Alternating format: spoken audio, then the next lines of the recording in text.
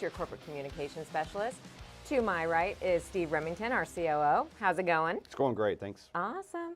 Well, thanks everybody for tuning in. Let's check out our first road sign in the market today. All right, topic one that we're discussing, Steve, is the new home sales and pending home sales data. Take it away. Yeah, so big week this week. Earlier this week, we got the new home sales data at 511,000. That was down from what they expected at 575,000. So we've been talking about this cooling effect for a while. But then the next day we got, on the 24th, we got the pending home sales data was down 1%. But it was actually expected to be down 2%. So not as cold, it's cooling, but not quite as cold as we thought. So not alarm bells. We've been talking about this for a couple weeks. I think we all expected this little bit of a pause in the new home data. So. Well, good. Well, thank you for going over that. Topic two today, we're looking at GDP numbers, income, and spending data. Yeah, so these are some interesting numbers because the GDP is the gross domestic product. It's the quarter-over-quarter number annualized. We'll be watching that pretty close because we've had this discussion of whether or not we're in a recession, and 2 quarters of negative GDP growth is a technical recession. So we'll watch that pretty close. The Fed's watching that pretty close.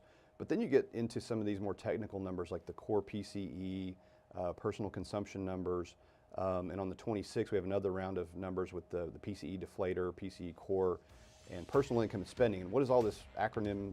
What are all these acronyms mean? Is this is one of those technical inflation numbers that the Fed uses to gauge the health of the consumer, their income and their spending, and the impact of inflation on that consumer, not just as a ratio of the consumer price index, which is just a number.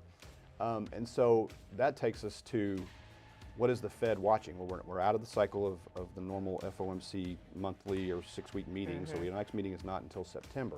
The Fed has been watching that CPI real close. We got a little bit of a retracement a couple weeks ago, which shows, okay, maybe inflation's peaked.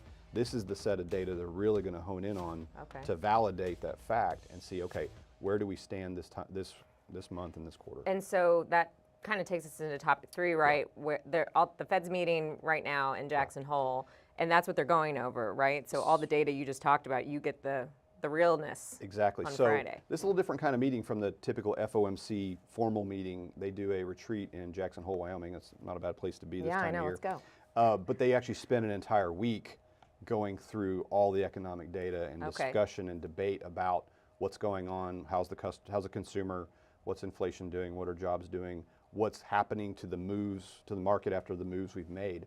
And so it's just an interesting time because everybody's focused on Jackson Hole right now and waiting for that press release on Friday to find out what are they going to say. Now, it's not a formal meeting where they're going to say, yes, we're going to raise rates or not raise rates. It's they're going to be listening to the tone of their voice and the comments that they're making. Do they give hints? Yes, you'll find some stuff woven in. The market will react one way or another to what they're saying. If they're very hawkish, that means almost like they're bearish. They're thinking they have to raise rates faster. Or if they're very dovish and they're kind of being mild and mild-mannered and thinking they need to slow down or be a little bit more careful. So we'll be listening very carefully to what they're saying. Awesome. So we'll keep everybody updated. Yeah. Now it's time to take a look at Steve's keys for the week. Take it away. So key number one, we're officially in a buyer's market. The correction in home price is cooling off. Sellers don't really have the ability to command that super high price and keep as competitive as they were in the past. So it's pricing correction, there's inventory coming online, if you read the news or listen to some of the stories, the builders have this massive amount of inventory. It's really not that bad. It's just more than they had a year or two ago during the pandemic. So bottom line is, it should be positioning your buyers for that buyer's market, positioning your agents and referral partners for that. Awesome.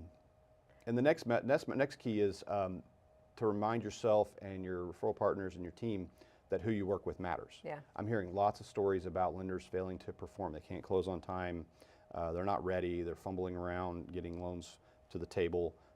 They're having trouble at the last minute getting loans approved that were started weeks or months ago. So we're not having that issue here. We're having the consistency. We're having the certainty. And I think it's that message you need to remind yourself of and remind your team and remind your partners that who you work with matters. Yeah, absolutely. But for this show today, we're wrapping up. We really, really appreciate your viewing. We do really want your questions, so please submit them in the comments section, or you can send them to me at communication@benchmark.us, and we'll make sure our guests for that next Wednesday show will have the question answered for you. Again, thanks so much for tuning in. We'll see you next week.